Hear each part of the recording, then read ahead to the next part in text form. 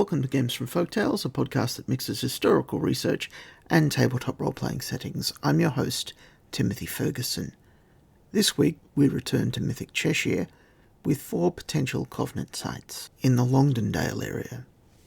There are 4 sites in Longdendale that seem obvious as Covenant locations. They're suitable either for player characters or, if they have settled somewhere other than this area, as rival Covenant sites. High Stones.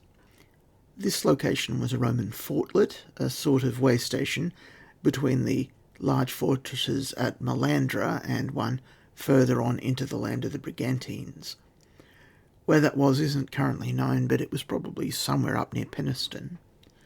High Stones is in the deeply wooded Longdendale Valley, and my notes say that it is close to the manor house at Tintwistle, but to me it looks closer to Crowton.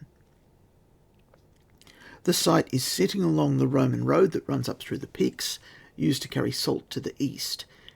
Characters here would do better to have an inn than a castle. The path over the peaks takes more than one day, and the traditional starting point is at Edale, with the first night stop at Crowton. Folkloristically, there are meant to be 5 inns along this road. When designing the fortlet, my initial idea was to use the floor plan of a mile fort. Mile forts are fortified gateways, which the Romans placed along the 2 walls that separated off what's now Scotland. A fortlet doesn't have the tremendous cost of a full fort, and it's small enough that magi may have to place their sancta carefully. The space at High Stones is roughly 50 square metres across, and the aura may be even smaller than this. There is a small record for it at Historic England, links in the text of the podcast, available on the Games from Folktales website.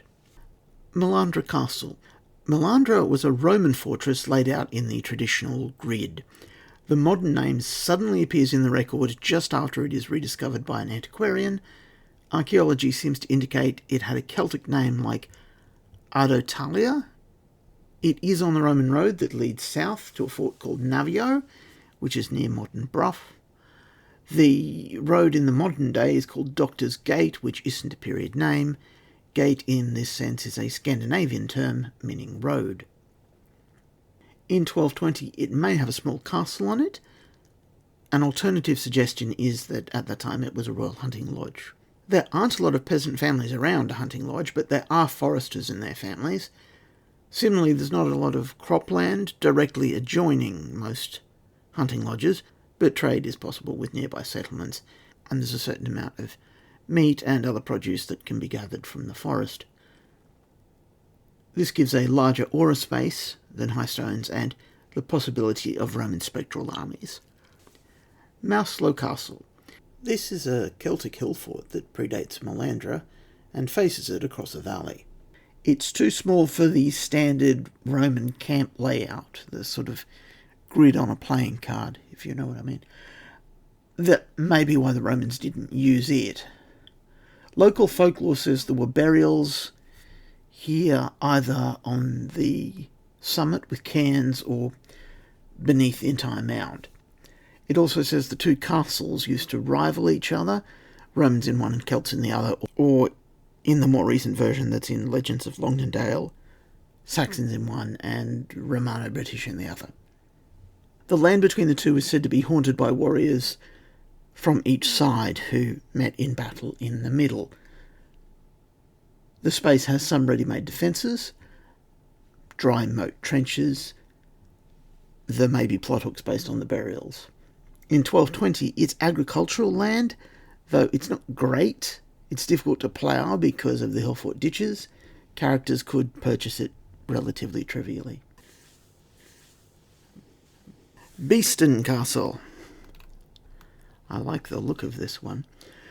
When Ranulph de Blondeville, see previous episodes, Duke of Chester basically, when he gets back from the Holy Land in 1220, he discovers that the king's men are going around vacuuming up all the spare land that they can lay dubious legal claim to, so he decides to build 3 castles simultaneously on his larger properties. The one in Cheshire is at Beeston. Oddly, he never lives there, nor do any of his heirs. The whole place is run by his constable, which by definition is the officer who runs the castle. He lives in the gatehouse because the castle never gets a keep. So here we have a rich nobleman. He wants something, a castle, and as an added bonus, his design suits basic terror magic far better than many other castles. Beeston Castle still exists. It's on a rock outcrop with cliffs on 3 sides. Ranulph's plan was to cut a trench through the 4th side and throw up walls and a gatehouse on that approach. Player characters might even be responsible for the sharpness of the cliff faces. That's simple Perdo Terram. It has some of the deepest wells of any castle in England. In real life they were dug, but a magus could ignore the Minecraft rule of never digging straight down and just carve a cylinder into the rock. There's a piece of land that to me looks remarkably like the landing spot for flying animals in the inner ward. Oh, I've skipped a bit. To explain why it's so much easier to make than a standard castle, de Blondeville brings an idea back from the Holy Land, which you'll also see in Song of Fire and Ice, actually, for their northern wall. The towers are hollow D shapes. So if an invader gets onto the wall, they can't use the tower as cover because there is no internal surface to the towers. That means, from a magus's perspective, the walls and towers are one long, if slightly squiggly wall, so they don't require the additional magnitudes for separate structures. One of the major site boons in Covenants is Natural Fortress. It's suitable here. Quick quote, "This covenant is all but unassailable because of peculiar geography that limits attackers to a single line of advance. A covenant in Scotland, for example, is sited on a headland that has sea cliffs on 3 sides. Only a curtain wall and a stout gatehouse are needed to retain it. Covenants in similarly defensible positions should take this boon, which includes the defensive works used to secure the single direction of possible mundane attack." That's page 7.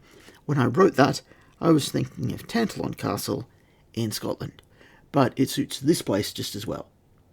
There is rather excellent, but copyrighted, art on the English Heritage website. Link in the transcripts on the blog that accompanies the podcast. So there are the 4 potential Covenant sites from which we will build out. Your saga may vary.